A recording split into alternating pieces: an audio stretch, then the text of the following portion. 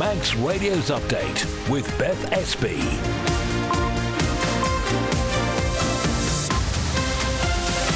Well, first, good evening. It's just gone 5 here on Manx Radio FM. Time for your daily news roundup. We're going to have some breaking news for you in a couple of minutes. Do stay tuned for that. Also tonight, calls for pensioners who live in sheltered accommodation on the island to be protected from what some feel are unfair heating costs. Also, where did you do your Christmas shopping a few weeks ago? High street or online? And speaking of Christmas, I've had a visit from a reindeer today. No, really, I'll tell you more about that later. If you see anything on the roads, incidentally, while you're on your way home, you can let us know about it. That would be great. You can text us 166 177, email studio@manxradio.com, or you can find us on WhatsApp as well. We'll also take a look at the latest weather forecast. We'll start as ever with a news roundup with Lewis Fastamai. Fastamai. The mountain road is closed and is staying closed until midnight tomorrow. The Department of Infrastructure says efforts to clear the snow and ice have been hampered by wintry showers once again today. Douglas Council says its social housing tenants won't be evicted from their homes if they can't pay their rent. It comes as the Department of Infrastructure has announced a 5% increase from April. Devon Watson, chair of the Douglas Council's Housing Committee, explains what that will go towards. Some empty properties that we do have, we can repair and maintain them, and some of the new housing plans we have, we can actually enact them. Pensioners in Port St Mary are calling for regulations to be put in place to protect those living in sheltered accommodation. According to a letter from the Southern Sheltered Housing Joint Board seen by Manx Radio, heating costs are increasing by almost £30 a week. And school swimming lessons will be changing from September. 22 schools will move to a new programme offering pupils 18 45-minute lessons each year, replacing the current model of 26 lessons lasting 30 minutes. In the latest international news now, Jimmy Carter's grandsons told his funeral service in Washington that the former US president was always helping people in need. All 5 of his surviving successors are attending the service, with Joe Biden delivering the eulogy. The families of Lucy Letby's victims have received an apology from the former UK Health Secretary, who's told an inquiry it happened on my watch. Jeremy Hunt's been giving evidence as an inquiry considers how she was able to kill babies in a hospital in Chester. And Everton have sacked manager Sean Dyche just hours before their FA Cup third-round tie with Peterborough tonight. They're 1 point above the Premier League's relegation places, having won just one of their last 11 top-flight games. Jose Mourinho's been linked with the role. Those are the headlines. I'll be back with the news at 6 o'clock. Thank you very much indeed, Lewis. Now the weather brought to you by Manx Glass and Glazing. Still that yellow weather warning for frost and ice. That's in place until midday tomorrow. Sunny spells still. Well, not now. It's dark, isn't it?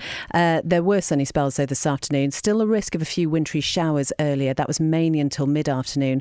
Moderate winds, maximum temperatures around 5. It is going to get a little bit colder now though, and cold and icy stretches developing this evening and overnight. And just be aware of those untreated surfaces.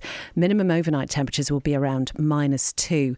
Then again tomorrow, cold and frosty to start, but dry, lengthy sunny spells. That cloud will gradually increase later in the day. Moderate to fresh southeast winds, and top temperatures tomorrow will be around 5. Saturday, dry and bright again to start. Then that cloud will thicken with the risk of rain later. Sunset this evening was at 4:18. Sunrise tomorrow morning 8:34. Manx Glass and Glazing can supply and install single, double and triple glazing. Call 674 573 or visit the showroom on the Snugborough Trading Estate. Cannell's Agricultural Supplies have been serving the good folk of the north for over 30 years, supplying homegrown wheats, whole and rolled oats, working clothing, fencing, animal feeds, parts, tools and emergency supplies. Call Julia on 880206 or find Cannell's on Facebook. Patricia Wild Opticians is celebrating over 30 years of friendly, caring service in Farm Hill and Ramsey. Visit us for professional eye care with stress-free parking. Phone Patricia Wild Opticians on 813 977. For over 25 years, Langness Maintenance Services have been the block paving specialists, including property maintenance, fencing and landscaping. Fast, reliable and competitive. For a free no-obligation quote, call Paddy on 49667. Langness Maintenance Services, 49667. A ground source heat pump can save thousands of pounds a year, and you can harness this energy on island with Geothermal Limited, the water borehole experts. Visit drilling.im and see how a ground source heat pump borehole works. That's drilling.im. It's just gone 5:05 here on Manx Radio's Update programme. OK, time for some breaking news now. This came into us this afternoon. I should say at this point it was embargoed until first thing tomorrow morning, but another media outlet on the island broke that embargo. So we're going to bring you the news now. And it's that a head teachers union is calling on the Steam Packet company to urgently reconsider its decision to impose a new mandatory adult to child ratio for group travel. Siobhan is with us now. Siobhan, just tell us a little bit more about this. Yeah, Beth. So you might remember this policy change from just before Christmas. It now requires one adult to accompany every 5 children. That's an increase from the previous one adult to 10 children. So in response, the National Association of Head Teachers has now released a statement saying that move is out of step with the Department of Education, Sport and Culture's educational visits guidance and best practice across the British Isles. It says school leaders simply don't have the staffing resources to meet that new requirement and says that it will severely limit off-island school trips, depriving children of vital learning. It adds that recruiting volunteers to meet the new requirements is not a practical solution. The NAHT warns due to the additional costs, administrative burden and responsibility it places on school leaders. This includes additional costs for travel, accommodation and transport, and an increase in DBS checks to vet additional adult volunteers. It goes on to say that as a taxpayer-owned company, the Steam Packet has a duty to support the Isle of Man community. The union warns that the decision ultimately, it says, disadvantages children on the Isle of Man, and they're urging the firm to reverse the policy and return to ratios that reflect, quote, practical, evidence-based best practice. Siobhan, thank you very much. You will be able to find out more about this at manxradio.com. As I say, it was embargoed until first thing tomorrow morning, but that was broken by another media outlet. We have then invited the Steam Packet company to respond and also the NAHT for further comment. Naturally, they weren't expecting to be commenting today, so we will hear from them in due course. And as soon as we do, we'll bring that to you. 7.5 minutes past 5. Now, pensioners in Port St Mary are calling for regulations to be put in place to protect those living in sheltered accommodation. This comes as many residents are hoping to see their gas bills reduced this month. In December, the Southern Sheltered Housing Joint Board issued letters to its residents informing them they'll be paying an increase of £29.68 a week for heating costs from the 1st of January. So that takes their bills up to £61.37 a week. In the letter, seen by us, the reason for the increase is said to be a combination of rising consumption and prices. On Monday, residents of the Coolveg complex held a meeting to discuss their concerns, and this resident, who wants to remain anonymous, represents 22 others in the unit. We don't use a great amount. We all only use probably 1 or 2 radiators. We have got hot water, but we don't have it 24 hours, and yet we're still paying this considerable amount, which does not fluctuate during the year. It stays the same. It actually didn't come to the fore until I actually saw that Ramsey had been reduced. We assumed that ours was not commercial. It wasn't until this letter come out, and then we found other emails with one of our MHKs, that I found out that we were paying a commercial rate. I asked, would this be on our January rent, which was due today the 6th, and they said no, it would be on our February one. So I thought, right, that's fine. That was the 17th of December. Then on Saturday, a notice come into my bank account saying that there was going to be £811 going out my bank. So I'm thinking, where's this figure come from? So this morning I've been to the commissioners. They said, well, that's what it's going to be. I said, but we haven't had anything in writing. And also, if you do it by direct debit, you get the slip that says they should give you 10 days notice. So I could easily go to the bank and get that money back, but then I'd be in arrears because we're classed as commercial. Yet we can't carry on a business here, so how can we be commercial? And then looking forward, is it a bit more concerning for you as you look forward to the next following months? Yeah, because we're going to have to find this extra money from somewhere. And as I say, if we only get pensions, they're not going to go up until April. And when they go up, they'll probably be just enough to cover the extra that we're paying out now. In the letter, it says that they are having talks with Isle of Man Energy. And are you and other residents a little bit hopeful that you're going to see a decrease? We hope, but about going by what Ramsey went through and said it was 6 months, we are expecting it's going to be towards the end of the year, but we're not holding our breaths over it. If Ramsey have had this problem and they've got it sorted, why hasn't Manx Gas looked and said, oh, there's more sheltered housing, let's get this right? But no. Does this show then that there's a lack of regulation, or there's a need for regulations in place? There needs a regulation, and toot sweet, quick. That is one of the residents of the Coolveg complex talking to Chanel there. We have invited the Southern Sheltered Housing Joint Board and Isle of Man Energy to respond. You can hear the full interview with that resident as a Manx newscast at manxradio.com. I should say at this point now, this is an example of when we hear about a story, a member of the public contacted Chanel and she's taken this story on over the past few months. And really, that's what we're here for. So if you have a news story, newsroom@manxradio.com, give us a shout. 11 minutes past 5. Now, one of the topics for discussion on the Mannin Line at lunchtime was Barclays' decision to close its Ramsey branch later this year. The bank says it's been a difficult one to make, and the Parliament Street outlet will shut on the 11th of April. They say customers will have access to services when they need them, whether at the Douglas branch or via digital services. Last year, Ramsey's opening hours were reduced following what Barclays called a review of its services and the digital options available. And this decision comes less than 2 months after Lloyds Bank announced it too would be closing its branch in the town, leaving Isle of Man Bank as the last remaining physical bank branch in Ramsey. Well, Viv called the Mannin Line today to give her thoughts. We've got all these banks closing throughout the island. What are our government doing about it? What can they do about it, Viv, do you reckon? Well, surely to God they've got some say in the financial thing. They have to have licences for all these things. Are they not interested in what the public wants?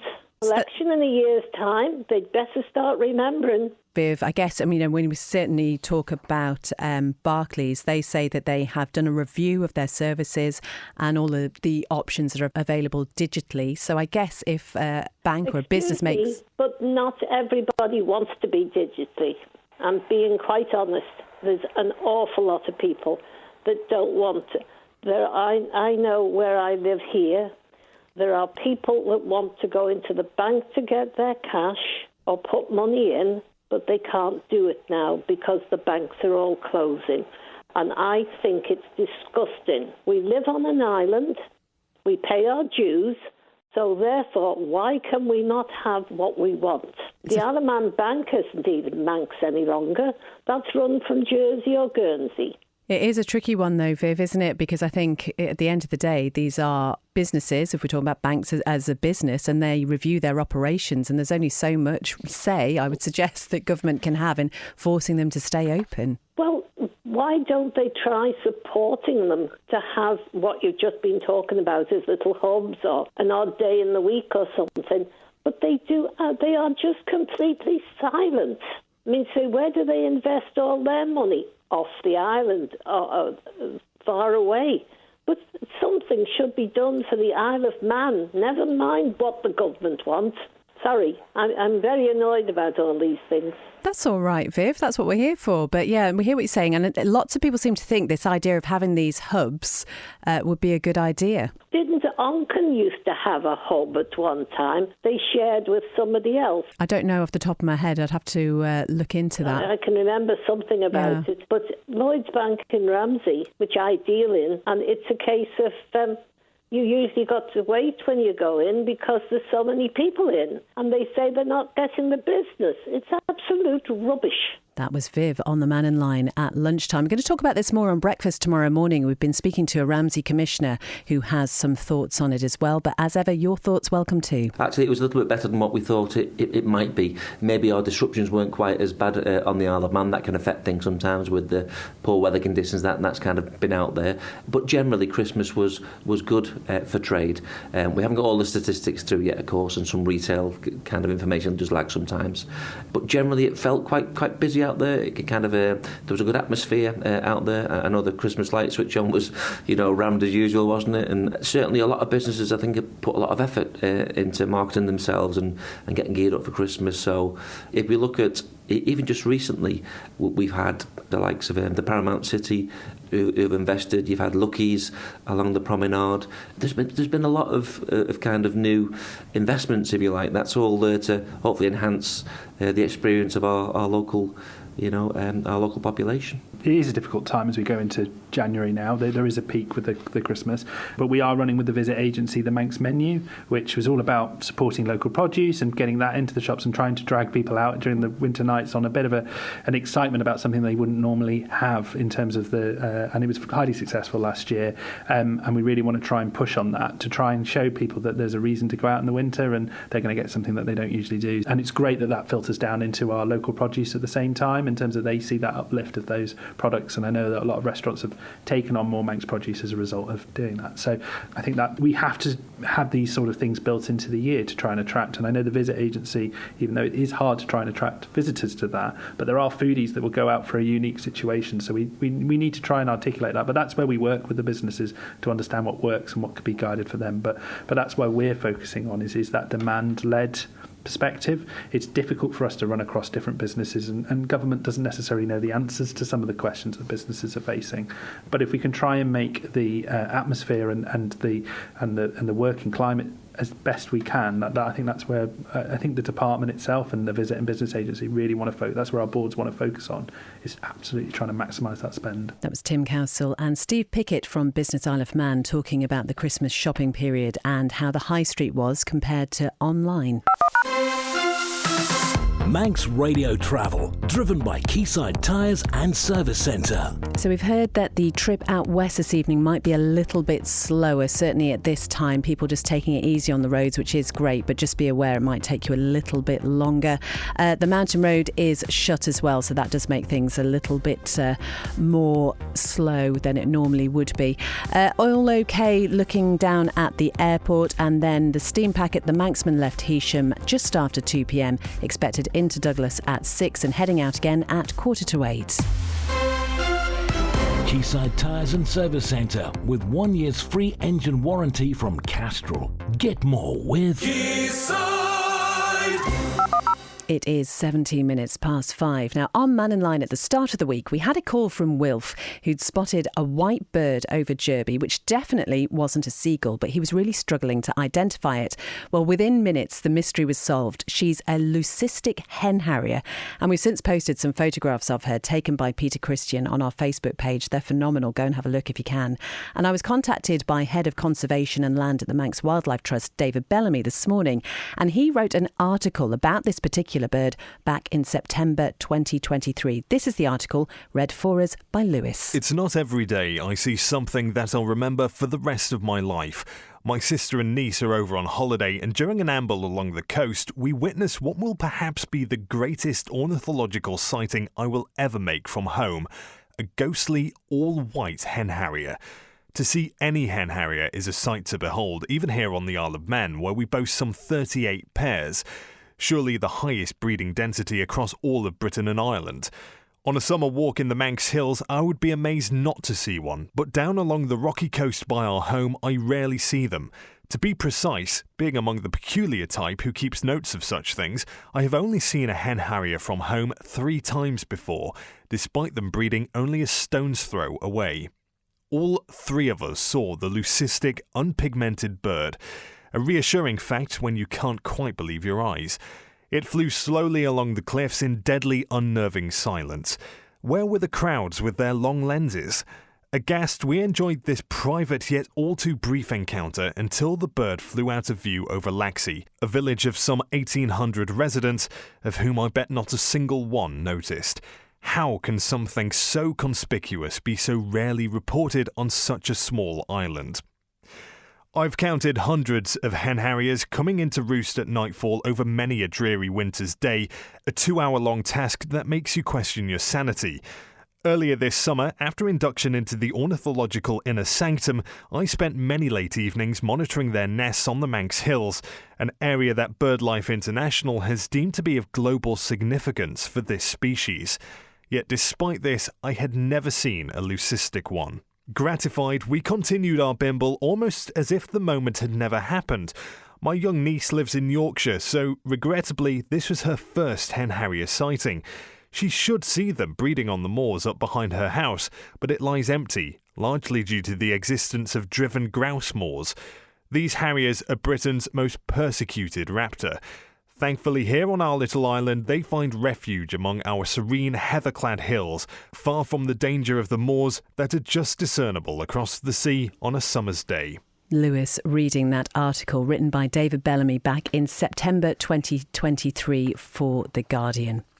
Now, the current Manx Bard says she has really exciting plans lined up for this year. Jordan Kenyock became the 10th person to hold the position in August last year and has been talking to Howard. So, at the moment, I've got the lovely ladies at Douglas Library, Jan and Sophie, have allowed me a window pane to display, my own board, which I change every week. Sometimes it's themed, sometimes it's not. The most recent one being Remembrance Sunday. So the board basically shows some works of poetry, upcoming events in the creative space over here. But I'd love to get that replicated in maybe, some more of the towns, maybe Ramsey, Castletown, Peel, just have that space in different areas around the island, so you can share it with everybody, not just the citizens of Douglas. But yeah, that would be really nice to achieve by the end of my tenure in the appointment of the 11th Bard. And also I'm working on a project that will be up and running in February. Keep the details of that secret. Yes, we'll hear more closer to the time. But I'm working on that with a couple of the other bards as well. So that'll be something really exciting. That is Manx Bard Jordan Kenyock talking to Howard. You can listen to that in full on the Spotlight podcast, which you can find at manxradio.com. OK, you might not expect to hear stories about reindeer in the second week of January, but here is one now. I had a visit from Arlo the reindeer this afternoon. James Ray and Emily Shaw also came with him. Arlo is a reindeer who's come down from the North Pole to visit children across the Isle of Man at the moment at schools and nurseries. So we've always found it enjoyable trying to help out charities by bringing a little bit of magic and bringing carrots out to meet people. And so after doing some visits over Easter with an Easter bunny, we thought, what would we do for Christmas? And the idea for having a reindeer going around schools and saying hello to people just came from there, really. The idea is he's come from the North Pole. He was originally just checking the weather for Santa, but then he decided he liked the island so much he came up with a little excuse to stick around. So he's going to meet all children, see what they think of their presents. Oh, what a lovely idea, and perfect weather for him, because obviously it's a little bit snowy and icy at the moment, so you must feel at home. And you mentioned that this is for charity. Which charity is this raising money for? It's for the Isle of Man Home of Rest for Old Horses. They're an absolutely wonderful charity, and we've worked with them a couple of times before. Oh, and that's lovely, and just that animal connection there as well is just perfect, isn't it? So what sort of reaction have you had from the children that Arlo's been to see this week? It's always so sweet. You get so many of them who just don't know how to react to this larger-than-life character in front of them. A lot of hugs, a lot of high fives, a couple nervous, definitely the odd few who don't know how to react, but so many of them have just been so sweet. And how do people go about booking these visits with Arlo? So we can be contacted via Facebook, via our page Floofster's Animal Antics, or Emily has posted in some of the local groups. Yeah, local groups as well, so if you can find those, that's also a good way to contact us. And Emily, I think the big thing about this, apart from raising money for a great charity, as you say, is just putting smiles on children's faces. Indeed, yes. When we go around to the schools, we're providing colouring sheets and templates for them to write down or draw their favourite gifts they got this year, and providing an opportunity for Arlo to take them back to Santa in the North Pole. And when is Arlo heading back? Arlo is on the island until next Friday the 17th. So he'll be doing visits all around until then. Well, perfect. We will post a photograph, because I think I'm just going to head outside now and take a photograph of Arlo if he's up for it. I imagine he's quite photo-friendly. We'll post that on our social media pages along with a link to yours as well. But thank you so much for popping in. You're welcome. Thank you for having us. That is James Ray and Emily Shaw, who came in with Arlo. I did take a photograph of him. He was very photogenic, actually, and a lot bigger than I thought he was going to be. A bit like Rob Pritchard. Sport. OK, starting things off with tennis. And unfortunately, it's been bad news for Billy Harris. He's just missed out on a place at the Australian Open main draw after losing in the final round of qualifying for the event. The Isle of Man player was beaten 7-5, 6-2 by Poland's Kamil Majchrzak this morning. It's the first time the world number 126 had reached the last phase of qualifying in Melbourne. Up to this point, he'd taken a 3-set win over Japan's Yuta Shimizu in round 1 before a straight-set victory over Carlos Taberner of Spain in the penultimate qualifying stage yesterday. Elsewhere, motorsport and Isle of Man TT Races stars Michael Dunlop and Davey Todd have been invited to take part in a prestigious race in Europe this weekend. Both are set to take part in the 100 Kilometre of Champions race, which is hosted by motorcycle racing legend Valentino Rossi. Also due to be involved is an extensive list of top riders from the likes of MotoGP, as well as the World and British Superbike Championships, and even Rossi himself. Well, the race will be held at Rossi's VR46 ranch in Tavullia in Italy tomorrow and Saturday. Well, just for a bit of a recap, this year saw Dunlop become the most successful rider of all time at the Isle of Man TT, claiming 4 wins in 2024 to move on to 29 TT victories in total, and in the process eclipsing the long-standing benchmark of 26 wins set by his uncle Joey Dunlop. Meanwhile, it was a breakthrough year for Todd on the Snaefell Mountain course as he bagged his first 2 TT wins, firstly in the Superstock TT Race 1 before claiming top spot in the iconic senior race. And also in motorsport, the Manx Rally has won a National Industry Award for the second year in a row. During a recent ceremony, the 2024 Ireland race was crowned Best Pro Tyre Asphalt Rally Championship event. Race organisers Manx Autosport is thanking all those involved in running the meeting and putting it into place. It comes after the 2023 Manx Rally also secured the same honour in a year which marked 60 years since the event first began in 1963. Well, last month plans were unveiled for the 2025 event, which has been confirmed will be held across Friday the 11th of April and Saturday the 12th of April. Once again, it'll form a round of the Pro Tyre Asphalt Rally Championship, as well as the rounds of the ANWCC Stage Rally Championship and the Manx Rally Championship. Rob, thank you very much indeed. That is all from Update this evening. Thank you so much for your company. As ever, go to manxradio.com, find out more about all tonight's top stories. Coming up next, we have another special programme with Dave Moore this time, and it's marking 25 years since the Solway Harvester tragedy. That's at 5:30. Chris Kinley will then be there here with Greatest Hits live at 6. At 9, it's a little light music with Maurice Powell, and Rianne will be with you with After Hours from 10. Whatever you're doing this evening, have a good one and drive safely on your way home. We'll be back with you with an update from 5 tomorrow.